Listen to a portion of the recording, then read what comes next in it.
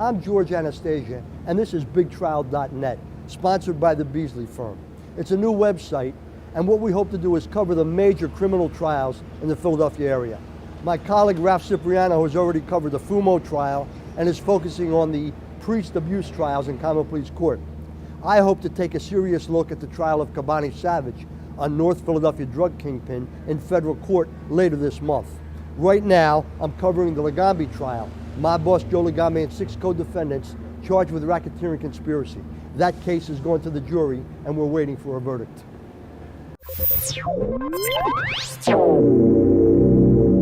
33 days of testimony and legal arguments over a 3-month period has led to this.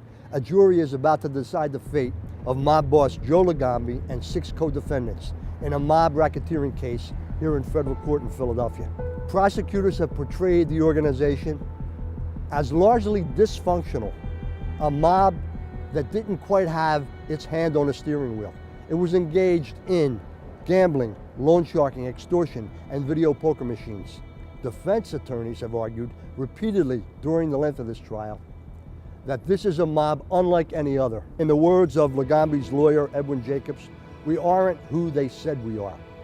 What they are, who they are, is the fundamental question as this thing plays out. Jacobs has tried to portray the Legambi organization as almost a benevolent or benign group of Italian-American males who hang out together in South Philadelphia. So what are we talking about? The Sons of Italy, the Knights of Columbus, or Cosa Nostra? That seemed to be the basis of the defense. Whether it will fly with the jury is a fundamental question. More important is the government was able to use tape recordings of different defendants talking about bookmaking, loan sharking, cracking heads, and those kind of tapes. Whether you describe these defendants as benign, benevolent, insignificant, street corner gangsters, those kind of tapes tend to support the allegations that this was a criminal enterprise engaged in gambling, loan sharking, and extortion. At the end of the day, that's all that really matters. They also built the case, as they always do, around the testimony of mob informants. One of the keys in this case was Louis Bentfinger Lou Monticello, a close associate of co-defendant George Borghese. Monticello spent close to 3 days on the witness stand, first telling a story about how he ran Borghese's bookmaking and loan sharking operation while Borghese was serving a 14-year prison term for a previous conviction on racketeering. He was, in fact, who he had been on the streets, full of bravado, full of himself. The question with Monticello was he credible? You didn't have to like him. The question was, did the jury believe him?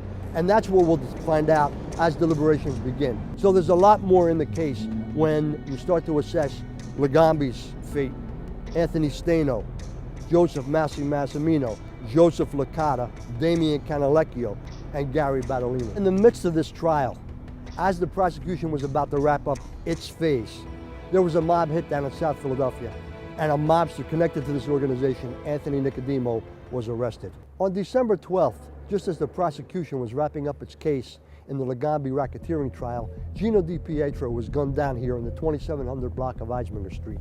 According to law enforcement, a man wearing a ski mask ran up on him, shot him 2 or 3 times with a .357 Magnum. The hitman then jumped into an SUV and fled the scene. Within 30 minutes of the shooting, Anthony Nicodemo, the owner of that SUV, was arrested at his home about 3 blocks from here. Police allegedly found the murder weapon inside that SUV, and Nicodemo was arrested and charged with murder conspiracy.